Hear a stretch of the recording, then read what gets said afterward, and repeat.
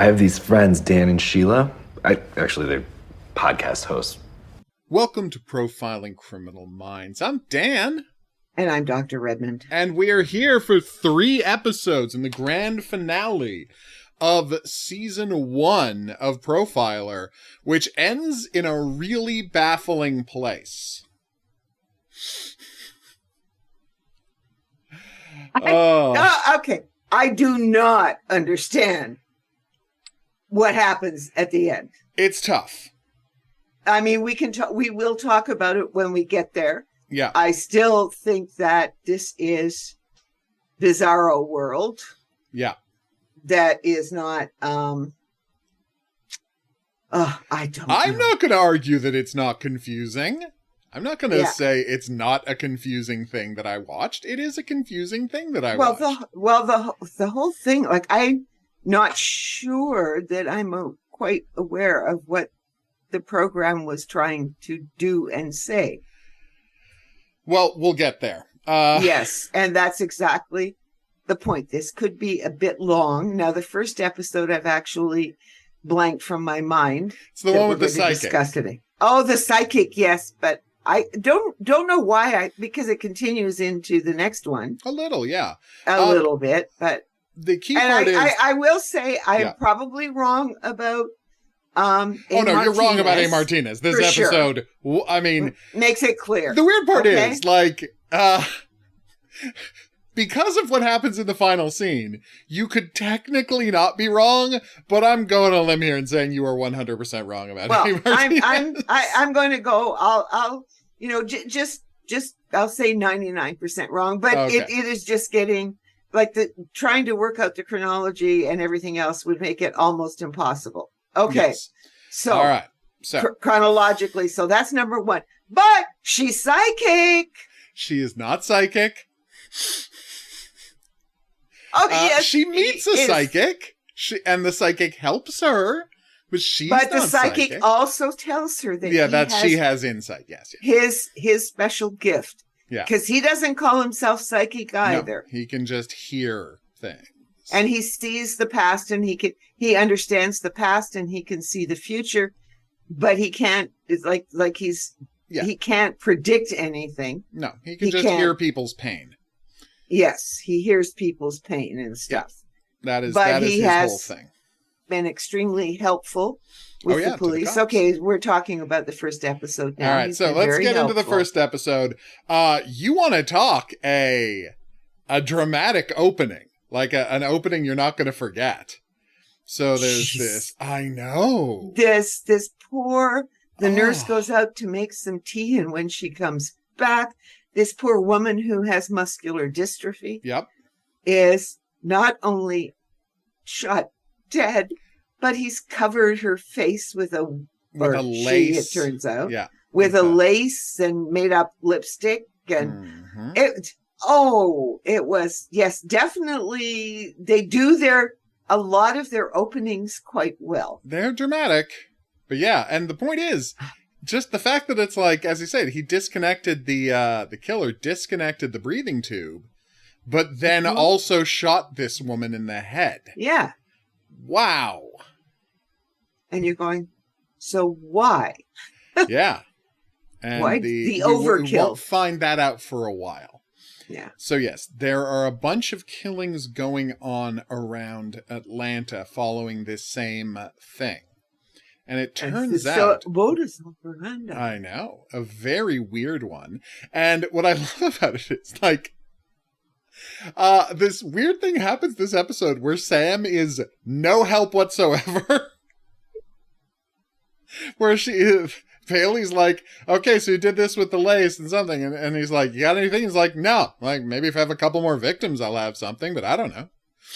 I don't know anything. I've got no clues. I can't figure it out. I mean, she's just completely, and this goes to, because this is the episode where John. Yeah. And she does give an explanation for why she is no help this week. Yes. She does give us an explanation, but it's not an explanation that she will follow. No. Anyway, we'll get there. She ain't going on vacation. But yes, she is kind of useless to the case for the most part. No. She's literally the only thing that happens is she's good at dealing with the psychic. Yes, she's very good at dealing with the psychic. Yeah. And she gets him to do sort of a reading on her. Mm-hmm. Yes. But before we get there, we only get there because they go through this list of John finds a list of all the people who own the lace, which is a very rare product. It is imported lace, and only a couple of bolts were even brought into the Atlanta area. Half of it went to some kind of a large textile, like some kind of a sewing. I was about to say sewing company. A garment manufacturer is obviously the term I was looking for there. A sewing company, a normal phrase that normal people use. The rag trade. The rag trade. Yeah. Garment manufacturer. High-end rag trade business. Exactly. Right. And one of them was like a private shop, and one of them was this woman. And this woman has recently been murdered. Has recently been killed.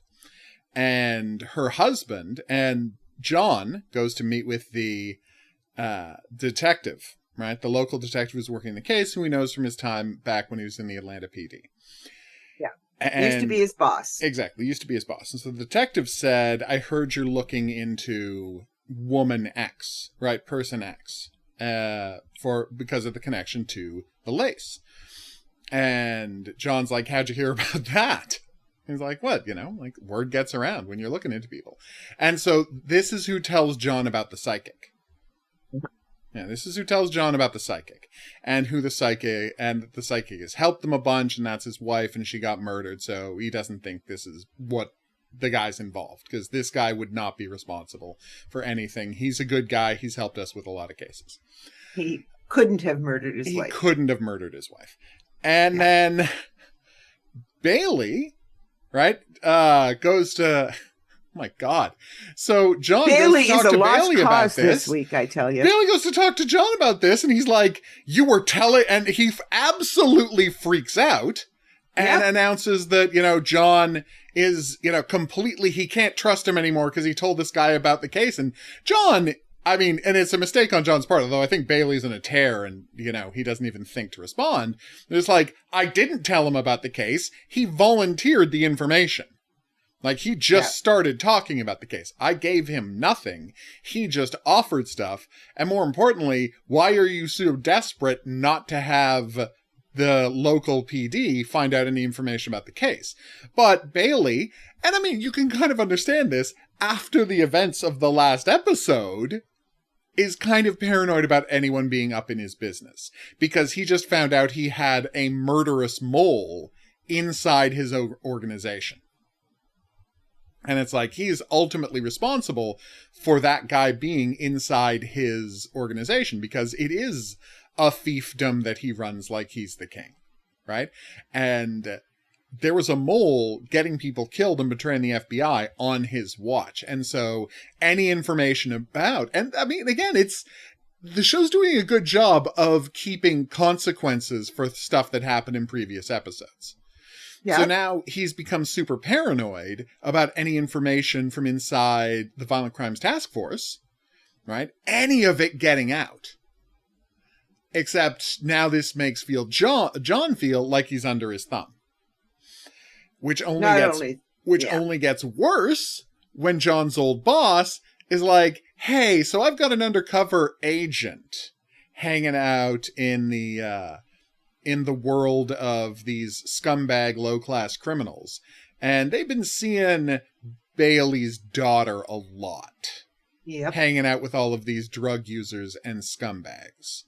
So maybe you might want to give him a heads up about that. And again, it's just stuff the boss is volunteering. Yeah. And John tries to go to Bailey with it, and Bailey's like, how dare you talk about my daughter with anyone? Like, God damn it, Bailey! What are you doing? Well, we find out that he is in running for one of the worst fathers of the year. Oh my God. Again, I mean, I don't want to say this solves everything. You can go to therapy, right? Like, yes. you and your daughter can go to therapy.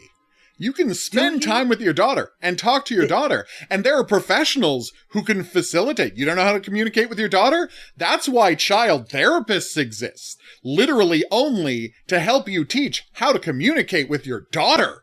Like, there are experts who can work on this. And Sam is of no use. Oh, no. Sam is of no use whatsoever. No. She can't help she doesn't even see her daughter. No. I mean, I don't remember the last time. Well, no, I do remember. We just saw her 2 episodes ago. And we do, in fact, see her in part 1 of the 2-part season ender. So there you go. We have another fun scene with my beloved Nick Cooper. So just putting it out there. Nick's not Jack. Let's keep going. Still love him. All right. So what happens is, and John is just like, fine. You don't trust me. You don't want me to talk. My boss has just offered me my own investigative team. If I go back to the Atlanta PD, I think I'm going to be doing that. And so John is just out. He quits. Yeah, he quits. Just that he puts the thing. Puts the badge down, and he quits. Yeah, and he walks out. And they managed to make a connection between the various victims, which is all of them. And this is how they, involved. Yes. All of them were the relatives of people whose all of them were relatives of people who were murdered. Cases, and whose cases the psychic worked on but failed to solve. Yes. And so they're like, well, it has to be the psychic doing this, is their only thought. So they go and they, plan to arrest him, but they find him basically nearly comatose, hiding in a closet. I mean, when they went to his house, I thought they were just going to find him dead, but the show does something much more interesting. Yeah, there he is. There he is. In a fetal position in his closet. And again, really great job with the guest actor this week. I really liked this guy. Yes, he did it was an interesting, because the actor had to make a lot of decisions about how he was going to do some of this. Yeah. How broken does he have to seem, right? Yes, and still sort of functioning, and then eventually and then we get to the end point. But so they go and they talk, and they're like, okay, well, Sam, after interviewing him, just like, this guy cannot, like, this is not an act, he's barely functional, he is not putting together this unbelievably elaborate series of crimes, like, there's just no way he could. And so they're like, okay, well, does he have any friends? Does he have any relatives? This is obviously about him. But his publisher, the 3 people he worked with on his books are a publisher and like PR person and an editor. And the editor says he hasn't talked to him in years. The publisher is in France. Is in France. So who the hell could it possibly be? Yeah. And but the thing is that they keep him in jail for 2 days. Yep. And even though Sam says, but he didn't do it, and he's not functioning, he has an unwritten book that Sam has also read, and so asks him different questions about things. But well, that's how they get the name of the people who might be close to him. It's the acknowledgments in his books. Yeah. Yeah. And so the people who, so logically they think, because it's his wife and his publisher and his editor. Yeah. And so, but then a lawyer shows up and it's like, if you don't have any evidence, you got to spring this guy. But like, he didn't call for a lawyer. His wife's dead. He's got nobody close to him. Who the hell is calling a lawyer for this guy? And of course, they think it must be. And of course, Bailey starts screaming at the lawyer. We can keep him as long as we want. Yeah, because, the lawyer says. Like all FBI agents, he's a fascist at heart. And a bad parent at heart. And a bad parent. Well, I don't know if that's true of all FBI agents. I don't know if I want to generalize that far. Well, once they're fascists. Oh, no, yeah. Fascists tend to be bad parents. You're absolutely right. Because they're obsessed with control. They're obsessed with control. And they have to control their children. Yeah, and that never goes well for the children. Haven't you read Alice Miller? I have read Alice Miller. Yes. It is, the fascist style of parenting that is so central to, let's face it, German history.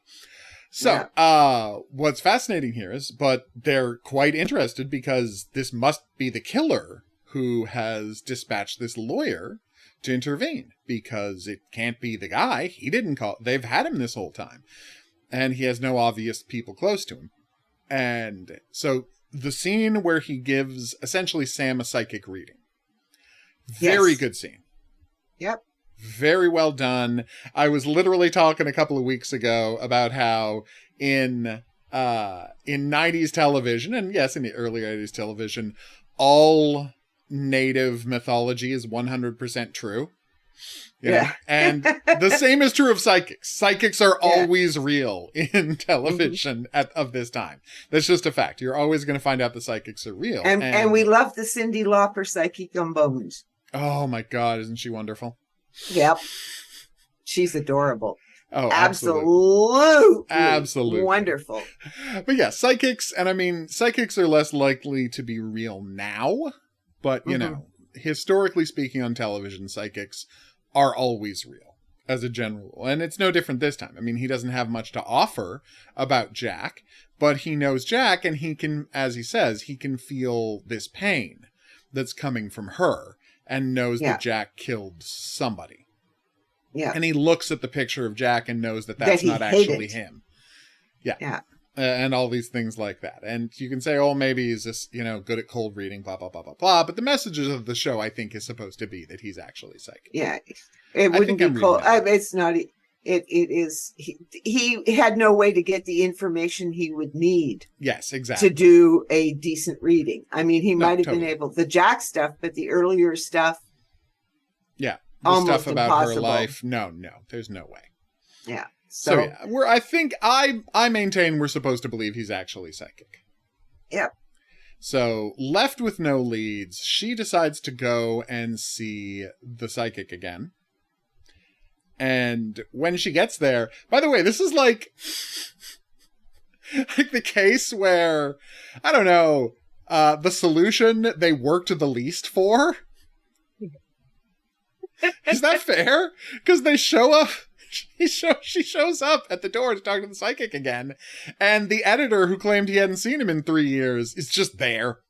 Yeah, shows in a few minutes later. Yeah, he just shows up. Comes in. Yeah, comes in and is shocked that the FBI is there, and it turns out this is who's been looking after him since his wife died, and yeah, he's obviously the killer. Like, duh. Yeah. They catch him immediately. It's not much of a slog. And rather confusingly, at the end we find out, I mean, it's not confusing, but it's like we get a very pat solution at the end, right? Which is that this is a guy who had been kidnapped and the psychic had saved him, and he had become obsessed with the psychic ever since. Right? He had been obsessed, and that's why he went to work as his editor. And now he's, and now he is he's getting, these people are all in such pain. Yeah, and that he is ameliorating their pain. Because the guy couldn't solve the crime, he feels like their pain is constantly making the psychic constantly, endlessly suffer from their pain. So he's like, he'll end their pain, thereby stopping his beloved psychic from feeling pain. Is the logic he gets through. And remember that the psychic's wife also was killed by somebody who used the lace and everything else. Yeah, it was him. He killed the wife to be close, so she wouldn't be in the way of him being close to the psychic. Yeah. Yes, and she, and she was laid out and taken care of, and, when she was laid out and everything else. So, yeah, it is, it all tracks. It was fast. Yeah. It all tracked. But it is the least they have ever worked for one of their solves, because the victims pointed directly to the psychic, and then a guy just lied about whether he was still in contact with the psychic. And had they investigated that guy at all, they probably would have caught him even faster. Yeah. But nobody... No, nobody else got killed. Nobody else got killed in the window, so they weren't, pushing it the way they sometimes do. But yes, so Bailey's daughter is getting into real trouble. John has quit the bureau, and now things are going to be we are set up for things to be real terrifying.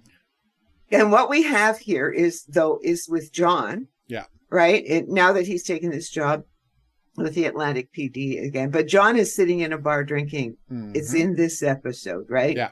And Sam comes and sits with him. Yep. And I guess she doesn't want to commiserate. She thinks he shouldn't quit. Mm-hmm. He shouldn't have quit, right? And John just said, no, I couldn't take it anymore. I just couldn't take it anymore. And why are you still taking it?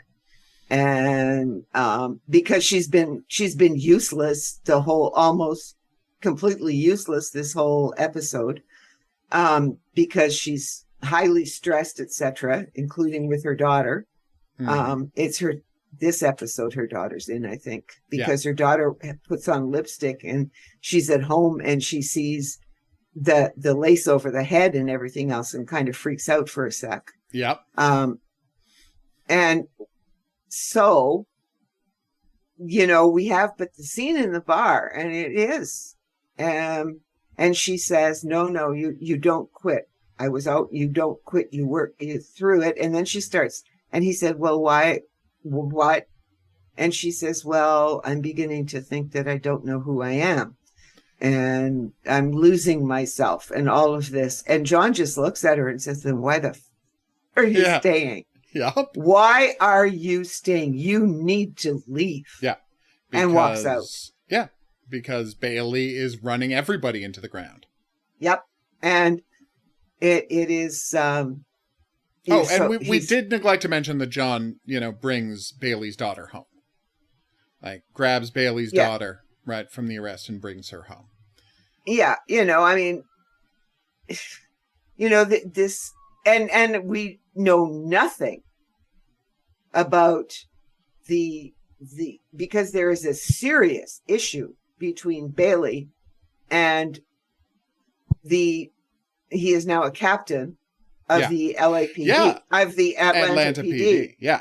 Bailey hates this guy. And we have no idea why. And he hates Bailey. Yeah, and he keeps showing up, offering some help, and Bailey keeps refusing. Yeah. And John is absolutely baffled, and now this guy poaches John and gets him back in his unit, right? And you're like, what is Bailey's issue here? And we don't find out. No, not even by the end of the two-parter. 2 episodes. Yeah, we still have no idea. Right? So no, it's at the start of this episode that he takes, near the beginning of this episode that he takes the daughter home. Sorry, I got that backwards. Because he's already, back on the Atlanta PD when he does that. Yeah. And then there's another situation that happens later on. Yeah, we'll talk about that. He still is trying to, but... Well, honestly, it's interesting. Now that John's not in the case anymore, most of his scenes are about dealing with Bailey's daughter. In this, and he in the next 2 episodes. And of course, he doesn't have children. No. So he's never had children. No. And he's the son of a Boston Mafia mobster. And I had to go on the run as a kid. Yeah, so it's not like he knows exactly how to deal with this situation either. At all, because he thinks that, somehow or another, he keeps bringing the daughter back to Bailey, which is the big mistake that he makes throughout all of this, is that because, Bailey, it is a weird thing that he can't understand that the way Bailey treats everybody in the office is the way he's treating his daughter. Yeah. And it's like, and the thing is, it is an interesting parallel, right? Because John, you just had to leave because Bailey is doing such a bad job of managing these people. Why is it strange that his daughter would run out the door exactly the same way? And given that when you introduce yourself to her, like you talk about how you don't work for the father anymore, she would see you as a sympathetic person because you chose to leave the father. Yes. Right? It's well done. It's just John doesn't quite get there. Although it's not for lack of trying, and we'll talk about what happens next. Yeah, and we will talk. Second episode. He tries. He is just not equipped. No, he isn't. To deal with the problem. Yeah. And Sam should be better equipped to deal with the problem. And she fails miserably. Oh, completely. So, all right. But yeah, now this episode, we get into, now what, please. how does this episode end? With Jack. Oh, Jack at the same time. Jack does nothing this week. No, he's just, we see him playing around with the Ouija board. No, we don't do the Jack stuff until the next episode. Wait a sec, but isn't this the one at the end where he's playing the music and making the face around Sam? Yeah, he's got the pictures and he's making the same smiling face, but it's like and he's playing a Ouija board at the how, start, and he's talking about Sam and the and he fixes her face and said, like my mother used to say, makeup makes everything. Yeah. And it's like, no, it's just a cute, creepy Jack scene. He's not relevant to these two episodes. No, not to this episode. Or this episode. In the same way that the previous, like, we did the episode where he was just doing his taxes all week. Yeah. Sometimes Jack just takes a week off. Yeah, and well, he's got a life to live, Absolutely. We still don't know if he has a job, but as you say, yeah. I mean, we're still looking as if he's got some kind of cop adjacent job. I feel like well, actually, you know what? It backs up something he says backs up my theory. Yeah, no. I mean, no. There's a line. I don't know if you. No. I'm just saying. There's a specific line. I don't know if you caught it. But we'll talk about it when we get there. All right. Yeah. So here's the important part. We get to the second episode, which begins in a very creepy way. A guy in his beautiful mansion is hanging out his sauna, and then he is attacked by poison dart frogs. Yes. South American rainforest poison dart frogs. And they touch him and he dies almost immediately. And so the cops get called in because, as they say,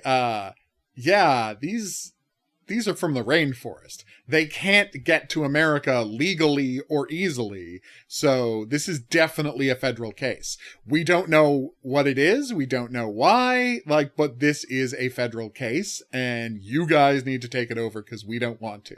And then we get maybe our best supporting character ever. Emmy in eye patch. No. Just a guy who loves dead bodies and wears an eye patch. Where did you come from, and why isn't the show about you? I love this man. Why haven't we seen you before? I know, please. More crimes in LA so we can spend more time with this guy. Yes, well, remember, Roma is going on pregnancy leave. Oh, God, yeah, maybe we'll see him again.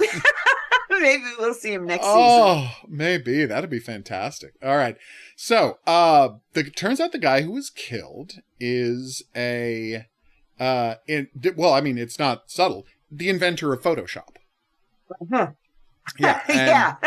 I mean, it's what it is. Yeah, and this is when Photoshop was brand new, and this is a little nerd thing, but the demonstration they give about how Photoshop works is based on the actual demonstration the real-life inventor of Photoshop made to show how easy it was to completely change things. And the actual was like a woman on a beach, and he's like, here's how you change the lighting, here's how you change the skin tone, here's how you put clouds in the backgrounds, here's how you make an island. I put an island in the background, so it became a woman on a beach to a woman on a tropical beach, with an interesting sky. And they recreate an actual promotional video for Photoshop in this. Of course, it's not called Photoshop, and it's not actually Photoshop, but that's what the killer is. And they probably used Photoshop to do it. Oh, they 100% used Photoshop to do it. Photoshop wasn't an evil product back then, by the way. Just in case you're wondering. No, it wasn't evil then. It's only evil now that finance people have taken over the company and destroyed everything. So I guess the message here is capitalism is evil, and venture capitalists should all be put in a barge and sent to Antarctica, where they can spend the rest of their lives just like carrying heavy things around. Okay. Why not? Well, I'm just saying, it's like, when you remember, we are all old enough that we remember when you can buy a copy of Photoshop and have a copy of Photoshop that you use to do all your Photoshopping. Yeah. Right? Where they didn't try to turn everything into a ridiculous subscription service that you had to buy X amount in advance and you had to deal with people and blah, blah, blah, blah, blah. No. And when they had enough new features, they released a new Photoshop. And then if you wanted to buy that one, you did. And if they didn't have enough good features, you didn't. And it was fine. And then bankers took over the company in the late 2000s. The early 2010s. Yeah, the 2010s, yeah. Bankers took over the company and they financialized everything and they said it had to make 30% more profit every single year, which is a thing that nothing has ever accomplished ever. Right? And no, it was terrible because I can remember when they started gouging people.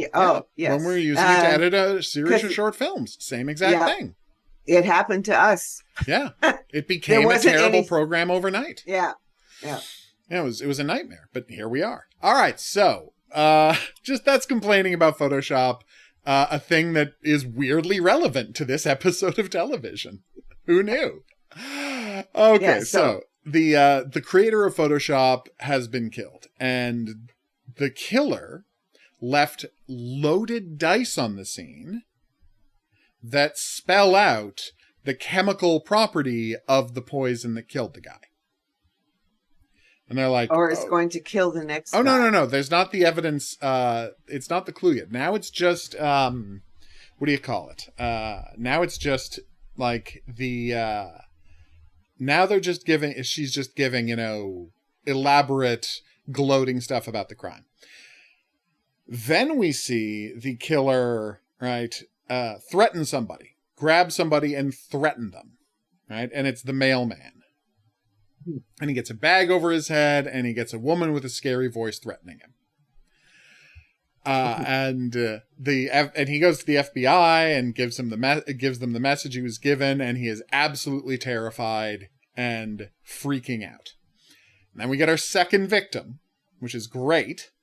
Our second victim turns up, and the second victim is she's a makeup company person? Is it the magazine, the second one?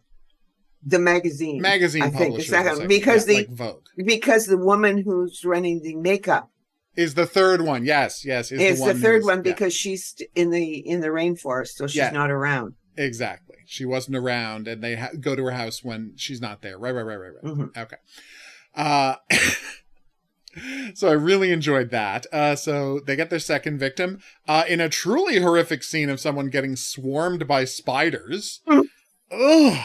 And then we see her body with all the horrific welts on it. That was, good scary stuff this week. I'll say this much. This is the funnel web spider from Australia. Exactly, right? That we were all terrified of. What's the deadliest spider in the world? Yeah. And it hides. You're just walking around and you can step right in its hole. It's terrifying. It'll kill a mule with a single bite, and a mule's a lot bigger than a human, I'll tell you that much. All right, so then, because they have very few leads, they get another visitor, right? And this time it's a woman who worked at a bar, right? And not worked at a bar, it's just a bar fly. And someone put a bag over her head and threatened her and left her 3 letters, right? And said that she was told by the killer that she wanted to play a game with the FBI, but the FBI were too stupid and slow and weren't able to figure it out. Yeah. And so she's bringing them an extra clue. Meanwhile, we've seen Jack on his computer, right? Searching the Venom. And looking into this. And then, oh my God, Jack sets up a website. But we'll get to the website in a second. First, right, they managed to track down another instance that this poison was used. Right?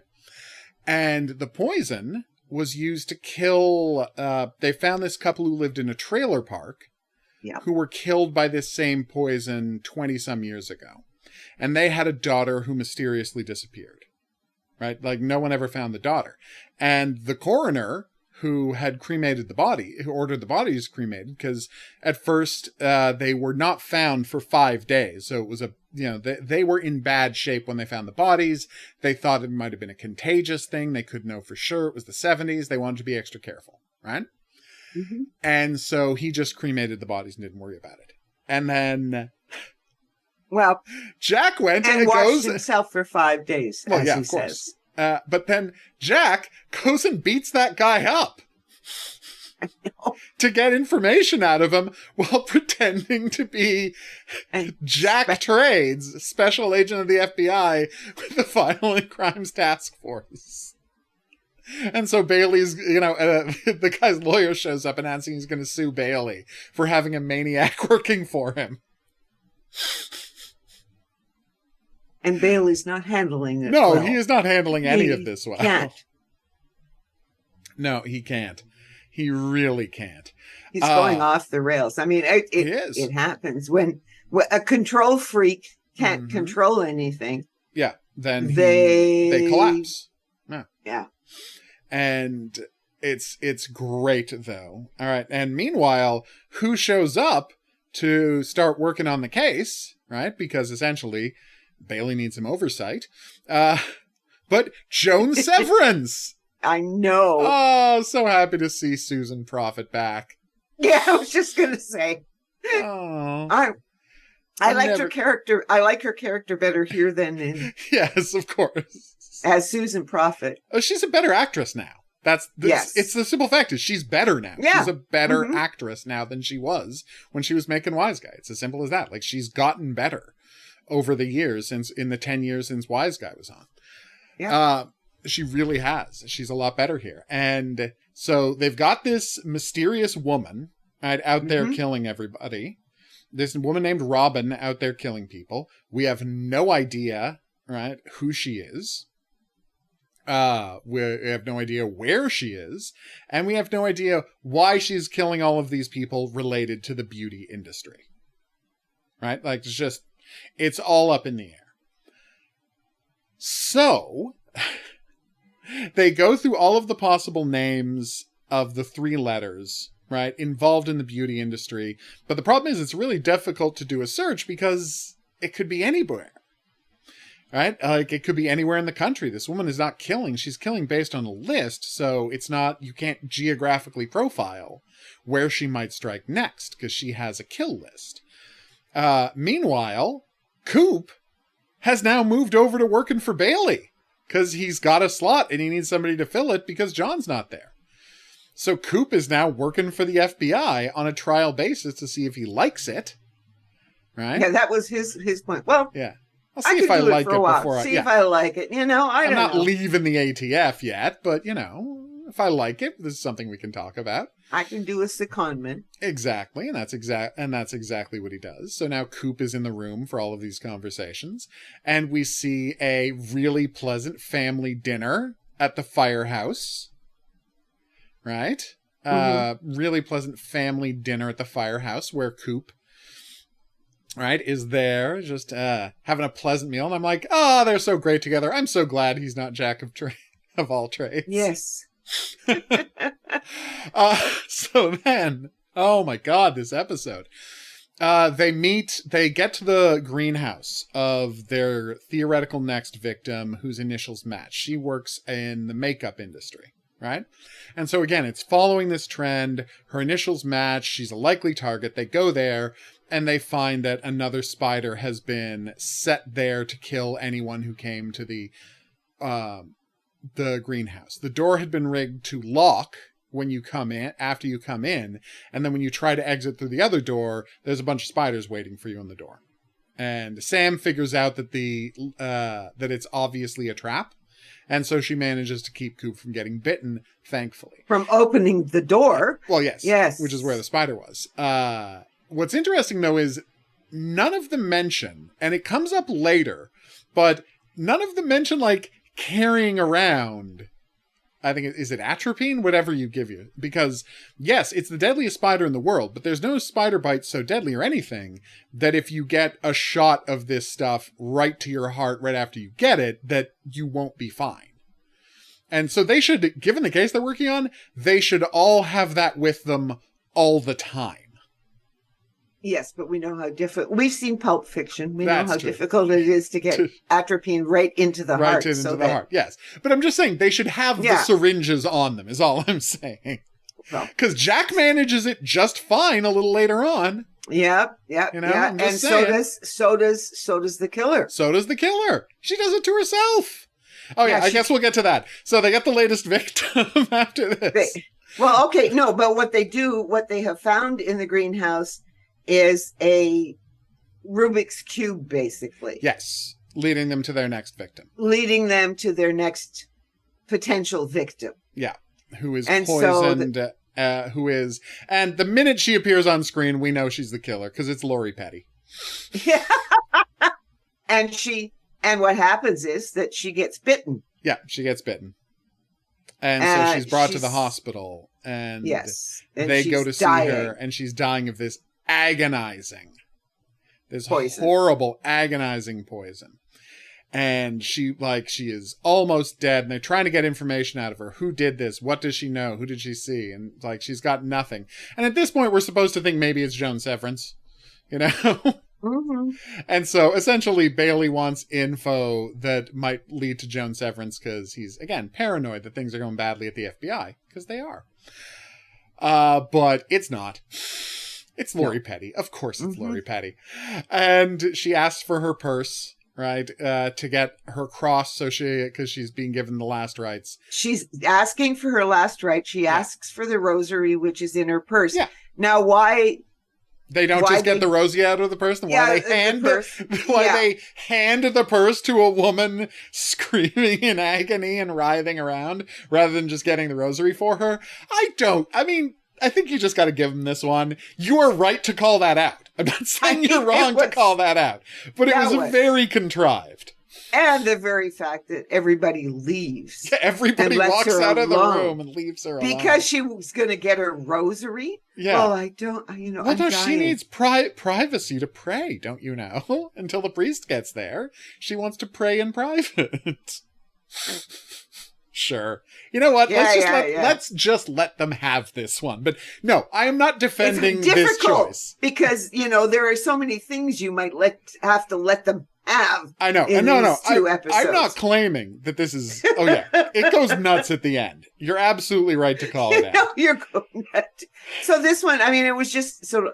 What the hell are you giving her purse for? All right, but they give her the purse, and she takes the adrenaline out, and she stabs herself with it, curing herself of the poison, and then she runs off, right? And what's interesting is, the one thing we didn't mention is, they get the pictures of her parents, her dead parents, and they look uncannily similar to the postman and the barfly. So she specifically went and found people to bring them information who looked like her first victims. Yeah. That was a clue, guys. It was a clue. It was a pretty big clue. That she gave them, and they didn't understand the significance of it. Well, they're not functioning very well. They're not. The entire FBI is not functioning. Because not only do they have Jack still to worry about, but they've also now got this new one who is taunting them the way Jack was doing. Well, the best part is, so she runs off, and Jack sends them a fax. That just says, this is all about Oklahoma. Do I have to do everything for you? Yeah. Oh my God. Loved it. So he's, well, why is Jack doing this? Well, Jack doesn't like the competition. Yes. That was Sam. Well, Jack just doesn't want the competition. Yeah. Only one guy gets to play with the VCTF. Oh, man. Loved it. Oh, I thought that was incredible.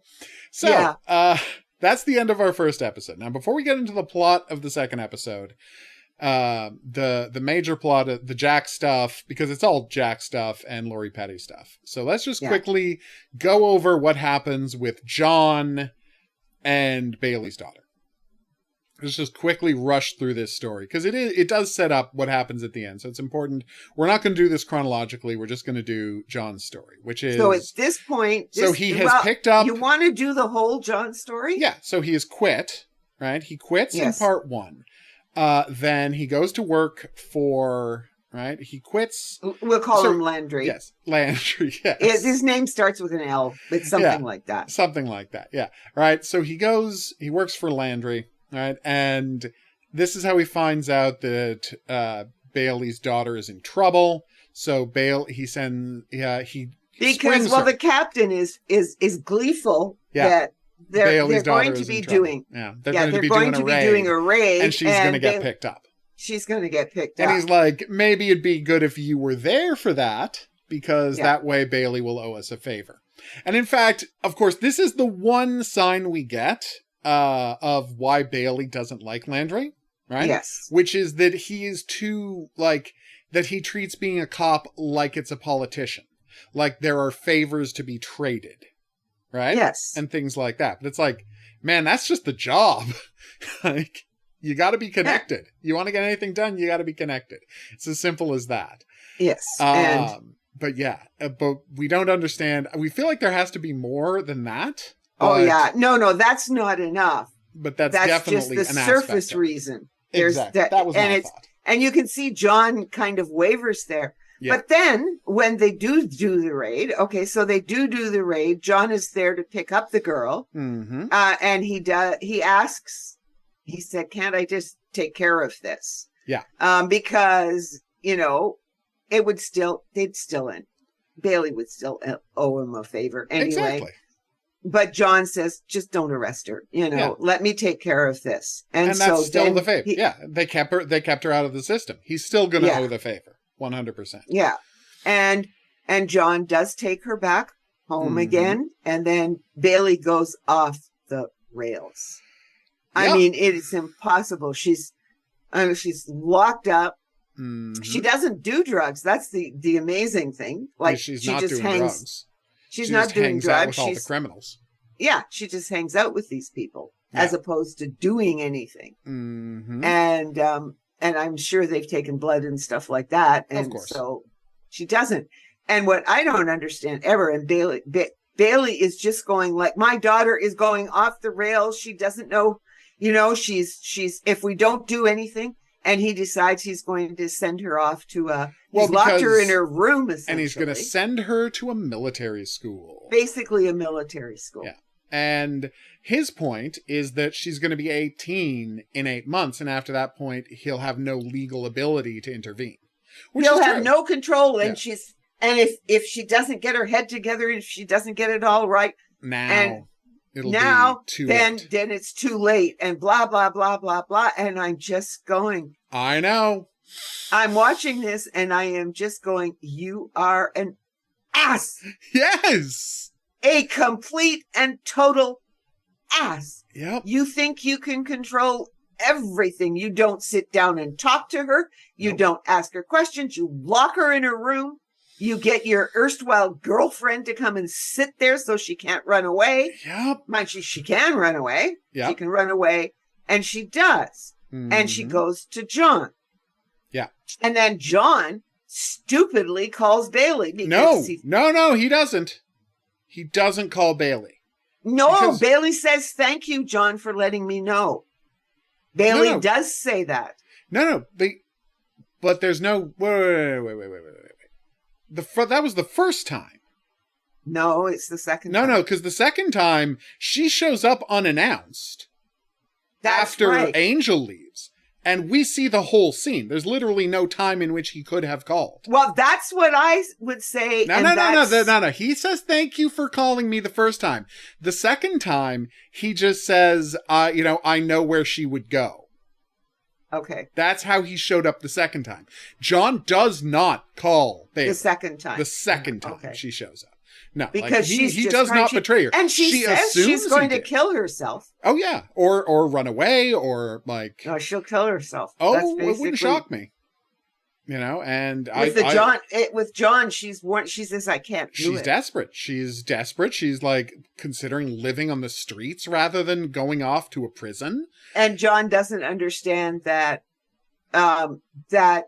when you find people on the street who are living on the street. And and John's going, yeah, but you go home to a nice bed and the rest of it, you don't really know what living on the street is. Yeah. And she says, well, I can still do it. Yeah. And it's better than living with this horrible man. Yeah. And the thing is the only way she can do that is to leave Atlanta. Yep. Because the police are going to pick her up. The police are easily going to find her. Mm-hmm. It's very hard for her to kind of hide. So she would have, she would have to leave Atlanta and find some other city. Boston, maybe, where John's father is. I don't know. No, but the important part is that John tries to help, but he does call Bailey to come and pick her up the first time after he's rescued her from being arrested. That's when Bailey shows up, and that's when Bailey thanks him for calling, right? And taking care of her. And so then he has this issue with Angel, where Angel is going to be having a contract in another city. It's not that far away, but they're not going to be able to see each other very often. And the fact that he hesitates about the idea of coming to see her kind of confirms to her that he's not serious about this relationship. Yep. And she says, and she walks out. And then his door rings 5 minutes later, and he assumes it's Angel coming back to talk more. And that's when Bailey's daughter shows up again from having run away. And this is where they have the conversation about her living in the street, because she shows him the brochure to the, and says, I can't go there. Yeah, I can't go there. I can't live like that. And again, therapy exists. Okay. Yeah. Like, therapy is a thing that you can get. There's no reason this girl shouldn't be in therapy. It's free. You've got U.S. government insurance. And Lord only knows you're in the FBI. You're in the FBI. You can get therapy. Bailey should get therapy. Sam should get therapy. They all need therapy. John might not need therapy. No, honestly, I was going to say John less so. I think he's got a pretty good head on his shoulders, this guy. Yeah, he's just not equipped to understand what the problem is. He can't make the leap from the tyrant that he was working for in the violent task force to the tyrant that she's living with. Yeah, even though he had a bad father of his own. Well, yes, but he never lived with his father. No, he never lived with him. Not since he was, very tiny. All right. He was so small, the mother left. Exactly. And so we get this fascinating thing that I love, where this is why she feels so betrayed. And she assumes that John somehow, called Bailey, but John didn't have time to. And he says he didn't. No, that's what I thought. Yeah. No, he says he didn't, because he didn't. Yeah. She was with him the whole time. But of course, she is feeling like everyone is out to get her now because her father has shown up to take her back. And John doesn't do anything about it, because what could he do? And so the next morning, she's going to run away. And Bailey wakes up and he finds that his gun is missing from his holster. And it turns out that his daughter has grabbed said gun. Yes, and is packing. To flee. And he tries to keep her from fleeing, and she shoots him. Yeah. Whoa! Did not see any of this coming. And not only that, because he's got high-powered bullets. Yep. Well, yeah. Not so much high-powered. The fact is, cops use bullets that splinter. They use dum-dums. Yes. Specifically, so if you shoot somebody, the bullet doesn't go through them.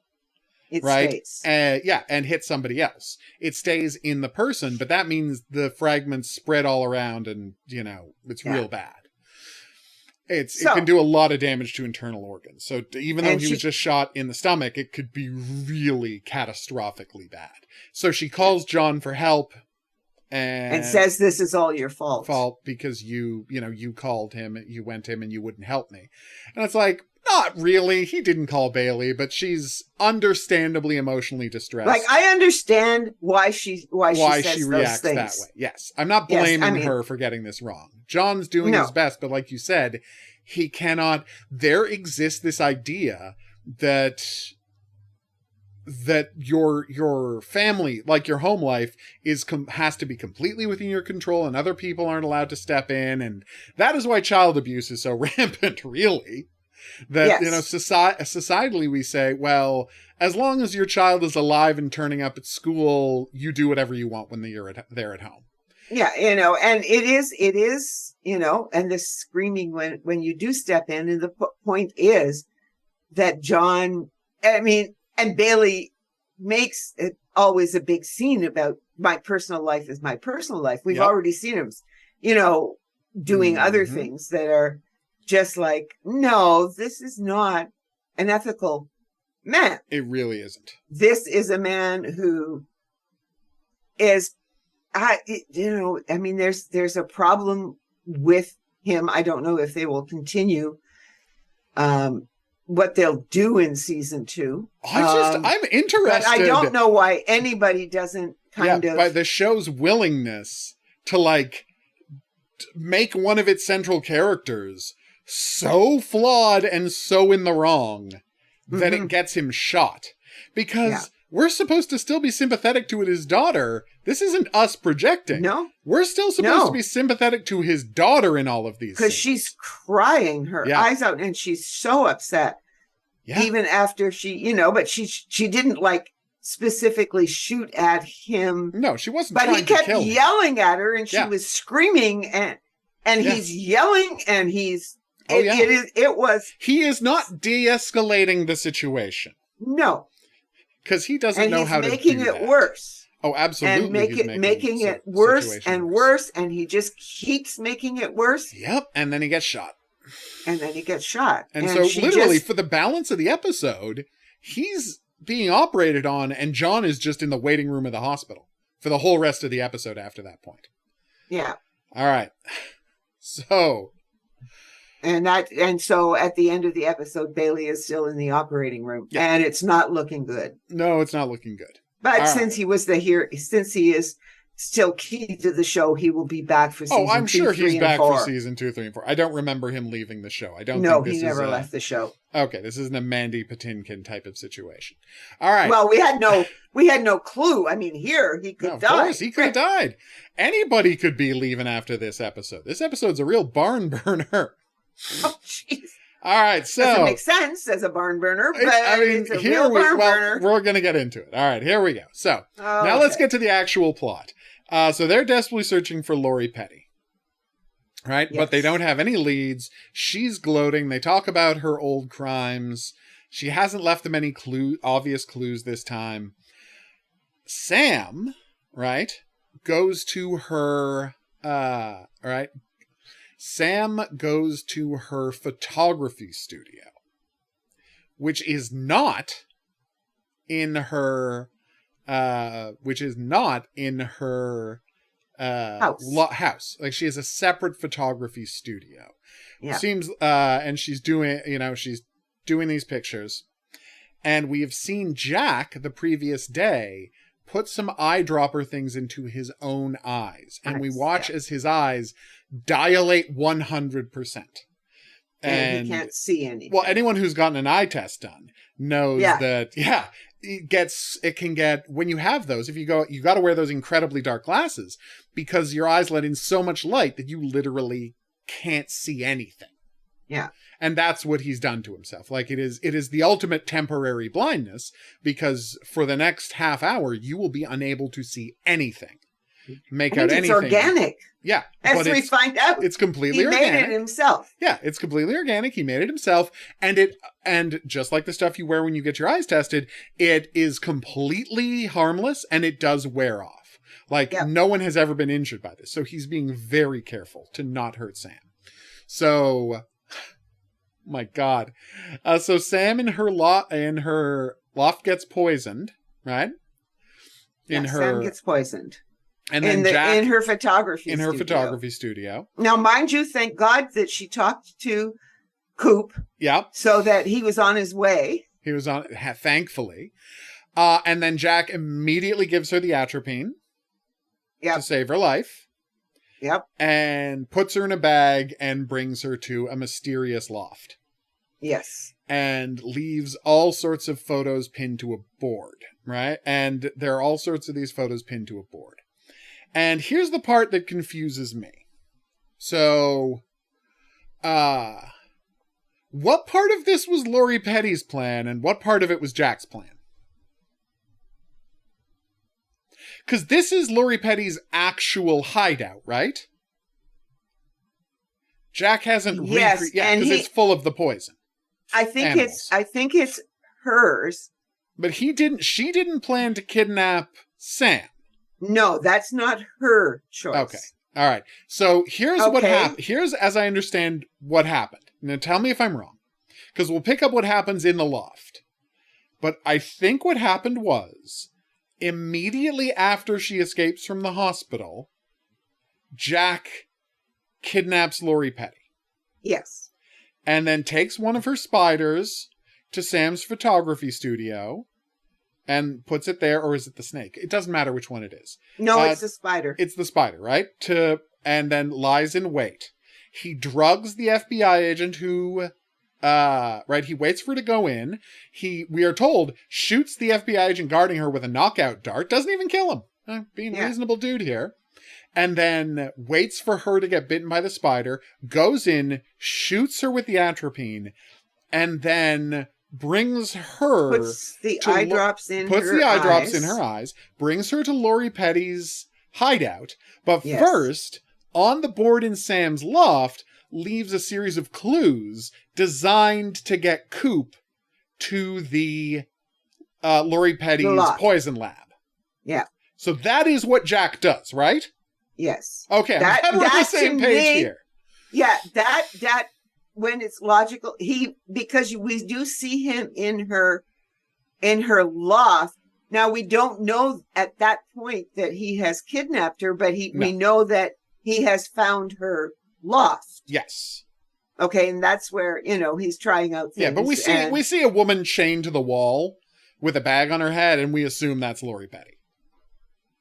And I don't think we see that the first time. Not immediately, but we do. No, we do see it's her not. Later on, there. we do. Later, okay? But we don't see her in the first second. He may have followed her from the hospital. Yeah. She went home. He just goes in the home, captures her, chains her up. Exactly. And then he might have just grabbed her when she went back. He probably just followed her to the loft. Okay. As you say that, I'm sure you're right. Yeah, and what happens is that before this, first of all, they have found out Lori Petty's, or whatever her name is, has these double degrees in chemistry and biology, PhDs from some Ivy League university. Why she was so hard to find, I don't know, because she was still using her name. No, she wasn't. She changed her name. No, she wasn't using a fake name. No, I'm pretty sure she was using a fake name. Okay, we can agree to disagree on that. It's not really relevant. No, that's not super relevant. But they find it out, so they did find that part of it out. And Sam does make some more stuff about how Jack.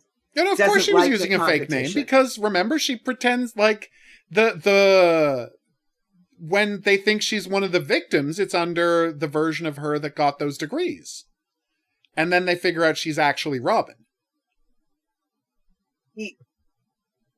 Isn't she? No, I thought she got the degrees under her own name. Own name, like her born name. You could be right. I would have to go back and check. And changed her name for everything else. You could be right. When she decided that killing was the thing that she was going to do. Yes. And the intimation is that she killed her parents. Oh, no, that's clear. That's 100% clear. Okay, so all right. Okay, never mind. We'll talk a little more about Lori Petty at the end. All right, so Sam is now in there, and she says to Jack, "What do you want from me?" And Jack, she's asleep because we're getting to the point where she wakes up. The part where she's asleep is not relevant to the conversation. So she wakes up. Jack is taunting her, sending around the room.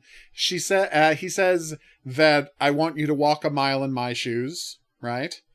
Mm-hmm. And talks about how she's always been the most important thing from the first time he saw her. And weirdly, she says something very strange, that it was complete chance, that I just happened to get your case. And I'm like, no, it wasn't complete chance. The entire point is that no one knew he existed until you figured it out. Like, that's why he's got this connection. You were the only person who could see him, right? It's literally a Will Graham and Hannibal Lecter thing. Where it's like, literally, he becomes obsessed with the only person who can see him. And that's exactly what Jack does. He was completely anonymous until she gave him a name, and then he became obsessed with her because he felt someone was finally recognizing him. Like, it's right there. Yeah, So it's in the earlier, I mean, it's basically they talked in about the this earlier before. parts of it. Yeah. Yes. They've talked about this before. Yeah, so it's not like something that has to, so this is definitely it's a weird thing for her to say, but maybe she's just trying to minimize their connection as a way of protecting herself and trying to talk him out of doing anything crazy. Well, it's possible it's a manipulation and not the writers forgetting the premise of the show. Well, no, what I would say is that I don't think that might not be a problem of the writers. That might be a problem of her because, as she says, she is disappearing. Yeah, you're right. It might just be Sam. And Sam is then getting things kind of wrong because this man has been destroying her life. Yeah.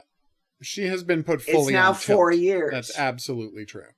And so she's not getting counseling either. And she's telling everybody she's just fine. For whatever reason, I mean, it was good that she said to John, I feel like I'm disappearing. No, that was very well observed. And I think you're right. There's a good chance of that. So now she's just like, but she knows that she can't, the idea, partly because they do that, is it Jack? There is the one scene somewhere in these 2 episodes where somebody is talking about how it must be Jack talking about how, well, you have to understand the world from my point of view, or something. That's have to understand. You have to come over to me. You have to become, understand how much I love you and how much I care about you, etc., etc., etc. But that she has to shift her perspective. Yes, that is what he says. And he does say that. And so that's what all of this has been, is to destabilize Sam. To the point where she will be vulnerable. Again, it's literally what happens on Hannibal. Like, the entire first season of Hannibal is about him destroying Will Graham's life so that he will be the only person in Will Graham's life. Like, that's what that show is about. Yep. And that's what this is about. And that is what he is doing here. So, now, patient observers who can put up with the blue filter and dark lighting will notice that there is long hair spilling out from under the ball cap that, quote unquote, Jack is wearing for this entire scene. So if you're paying attention, it's pretty obvious that this isn't actually Jack. That Jack, just like he did in the warehouse a few episodes back, is talking through a speaker. Using a cutout and talking through a speaker. And he announces that he's going to leave, and then he says the line that I think is the most pivotal for my theory, which is he says that next time I see you, next time we meet, we'll be on the same side. Yeah. And so he announces he's leaving. Coop is racing over because he has figured out Jack's code. Right. Well, George figured out Jack's code. Figured out the code. George figured out the code. But Coop reported the numbers, and he's like, look for these numbers. And so he's like, is this an address? And he's like, yeah, that's an address. Okay, I'm going over there.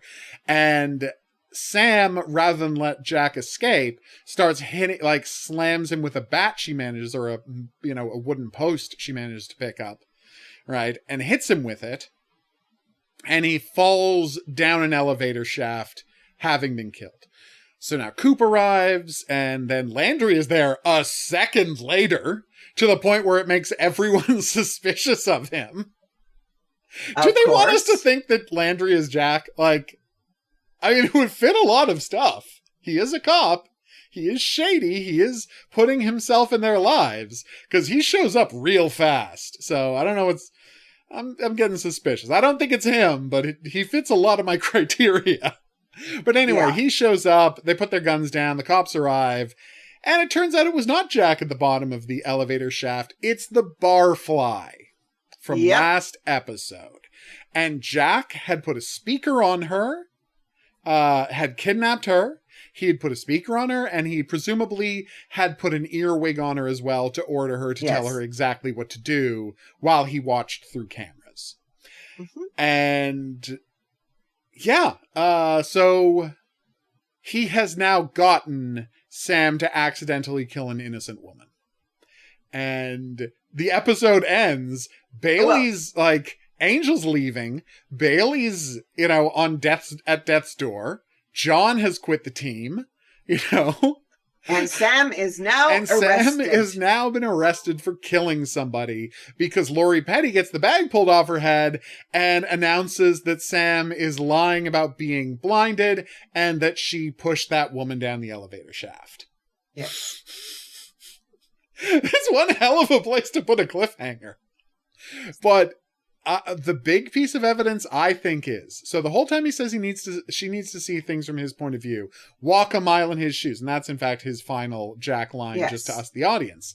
But I think, and this is my clue, I think when he says the next time we meet, we're going to be on the same side, is not a comment about her being a murderer. It's that the next time they come into contact, he's going to be in his regular persona as a cop. Now, I could be wrong. I could be completely, but I think there's a double meaning behind that line. Because there's the obvious meaning, and I think there's going to be a second meaning. So there you go. Oh, that would, that would be a great twist. Yeah, it's, but this was such a It's a messy ending. It does everything it needs to do, but it's really confusing when you're watching it the first time. Yeah, Bailey's going to be out for a year. Well, no, he won't be out for a year. But who the hell knows what the time jump? He should be out for a year. Well, who knows if they're going to do a time jump when we get back, right? They might. Yeah. They might be doing a time jump when we get back. I don't know. I can't say because we never watched this show. We didn't watch the show. I'm very interested to see what they do next year. It's quite a cliffhanger, but so much goes unexplained at the end of this episode. Because it ends literally it ends a minute after she pushes the woman down the elevator shaft. Coop runs in and they talk to Landry, and Coop ushers her out. She's placed under arrest, and the episode's over. There's no denouement whatsoever. We get a two-parter. It's a true cliffhanger. Yeah, it's a two-parter and a cliffhanger. Yeah. So this is going to be a 3-parter at least. Yep. Yeah, so you're right that it's messy. I'm not going to say it's not messy. But what I will say that I appreciated is how audacious it is. Yes. And the way in which it's going for it. Because this is the ending of people who were sure they were getting a next season, is what I'm trying to say. Yeah. You don't end a show like this unless you are 100% sure you're getting a next season. And it really impressed me how far they're willing to take it. And I don't know what's going to happen. I have no idea what's happening next week. But I'm very interested to find out. Oh my God. But yeah, it's a weird episode. And I think the biggest problem that the episode has, and you can tell me your thoughts on this. I think all the stuff with Bailey and John and Bailey's daughter works great. I think this is true to all of the characters. I think they escalate it well, because this is episode 5 of the Bailey's daughter arc. And I think they have done a great job of laying all of the pieces there. There's stuff in her background that we don't know about that explains why she's having such trouble with her mother and trouble in school and all of this. And Bailey isn't, and we're not finding out about it because Bailey sure as hell is not interested in finding out about it. Yeah. Why are you acting this way? Let's find out. Let's get her some therapy. Let's get her some help, instead of just saying the only response to someone who's acting out is to be more authoritarian. Because that's his only move. His only move is to tighten the screws farther. That's all he knows how to do. because he's an FBI agent. Like, you understand why? Well, he does it with his own staff, so why wouldn't he do it with his? Exactly. You know, he treats his staff the exact same way, except for Sam. But you know, that's a different situation. But Sam is the only one he doesn't even give her a pass, but he's in the least bit supportive of. Everybody else is it's my way or the highway, follow my orders type of situation. I think that's fair to say. Yep. So yeah, he's not a good father, he's not a good boss, and now the price for that has been he got shot in the stomach. Ooh, it's a rough one. Bailey ends the season in a weird place, but all of that went well. All of the stuff, right? The Jack stuff is super interesting, but if there's a problem with this last episode, I think it's that we get no explanation, no closure, nothing on Lori Petty's storyline. I think it's an issue that Jack she may hijacks. show. Well, maybe she'll show up. I mean, we're not going to check. No. But I don't know if you agree with me on this, but I think it's an issue that, like, we never find out what her deal is, and it makes the episode feel incomplete. Does that make sense? Oh, no, it's... I was just assuming at the end that she has to show up in the first parts of the second season. Because it's so unresolved. I mean, she murdered all of these people. Yep. And it doesn't matter that Jack kidnapped her. Nope. She still murdered all these people. They know she murdered all these people. She's got a house full of poison animals. Yeah. And so everything's there. Like, it was too fast. Like, there was no lead up to this it's bizarre so end. Abrupt. Yeah. Like, we see Jack putting all the pieces together, and it's like, Jack, and I mean, it is set up to the extent that Jack just tells them he's going to solve the crime himself. Right? Yeah. He does tell them that. Like, we do see him investigating, right? He got useful information from the coroner before they ever did. Because he did the database search for any instances of that poison ever right at the start of the first episode. Like, we saw all of the pieces, but just from the way that his show has been structured up until now, every episode, we've always gotten closure on the killer's motivation, the killer's origin. Here, we just don't get that because Jack hijacks the entire narrative right when we normally would. Yes. And it feels weird. Well, it kind of does. Like, as I said, yeah, you forgot. I mean, Sam finds her high school yearbook, right? Yes. Right. Yeah. That's why that's how they found out. Yeah. That's how they found out her university career and how she was a genius who was able to become a master of poisons. Yes. Yeah. And chemicals and everything else. So, you know, and they did tell us how they did figure out how she managed to survive the poison. Bite. Yeah. It was something, a jellyfish. Did a jellyfish toxin that kills you over a long period of time, and she waited until the last possible second. But they also think that she might have given herself atropine before she let herself be bitten by so that she would be more resilient to it. Yeah, she would be resilient to it. So they do explain a lot of those things. But what they don't explain is why is any of this happening? Yeah.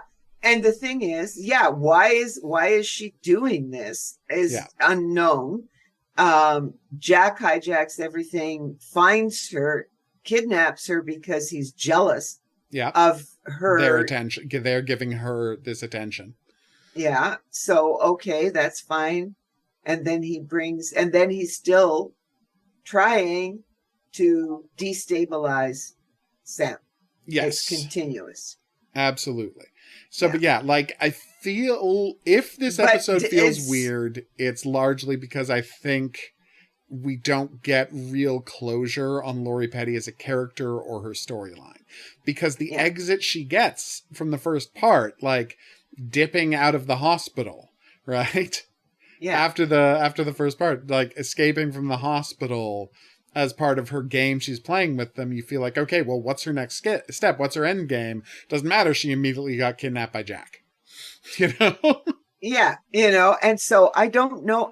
It's very strange. It's weird. They've been so good up to now about continuing storylines, etc. Mm-hmm. So it has worked, but this is weird. Yeah. And it just, the end was too fast. Like it's so I mean, fast. You can say, and I do not know why they arrested Sam. I don't know why he was so quick to arrest Sam.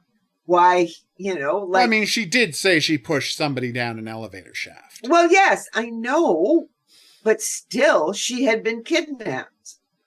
Well, I mean, Landry doesn't actually know that for sure yet. I think he's just being careful. You don't just put everybody under arrest until you know what happened. That way, no one. Later. Yeah, exactly. That's what I'm saying. And then you sort it out later, because you don't want people running off. And he may have somebody listening to FBI radio transmissions. He does. He in fact says that. That's how he knows. That's how he knows to show up. Unless he is Jack, in which case he knew to show up because he was watching the whole thing. Yeah. But he did show up with cops. He did show up with cops, yes. So it'd be hard for him to be Jack watching the whole thing. It would, unless he's sitting there in a van watching it and then calls for backup as Landry and then just gets out and joins them as they drive up and gets out of his van. Then just drives up in the van right after they get there. Yeah. It would be a stretch. I'm not saying in fact, I don't think he is Jack. But I'm just saying they could get away with it, is all I'm saying. Well, yeah. I know it's a stretch. Anyway. All right. So that's the end of the first season. We're going to be back next week to do a season in review. We were originally planning to do it with episode 22, but then it turns out 21 and 22 were a two-parter. So that kind of, put the wrench into our plans. Yes. But yeah, we are going to be back next week with a full breakdown of the first season. What were the highs? What were the lows? What are we hoping to see happen in season 2? More Coop. Definitely hoping for more maybe. Coop. Yeah. I'm hoping we see Coop again because I really enjoy that character. I think it's so nice to see just a super positive stepfather being modeled on television, which maybe we don't get enough. Given the horrible father we have. Yeah, I know, right? Ooh. Oh, jeez. He's a real bad guy. But yeah, so many balls up in the air. His wife was so right to leave him. Yeah, she really was. And there was probably a reason why she kept the daughter away from him. Probably, because she saw how terrible he was. Yes. But, stuff happened with the daughter then, and we still don't know what stuff happened with the daughter. And we are excited to find out where that goes in season 2. Hopefully somewhere interesting. For now, though, if you have any questions, if you have any comments, if there's any profiling-related fiction you'd like us to check out, drop us a line at profilingcriminalminds@gmail.com. We would love to hear from you. If you are listening on an app, podcatcher, or YouTube, be sure to rate, review, and subscribe. That's how people find out about the show. We're going to be back here for the big season in review next week, and then the week after that. Maybe we'll try and figure out a movie with at least one of these people that we can talk about. Yeah. Or some connected thing, some way to justify this. Hopefully we get there. But until then, I'll say that's right. Au revoir. Have a good week.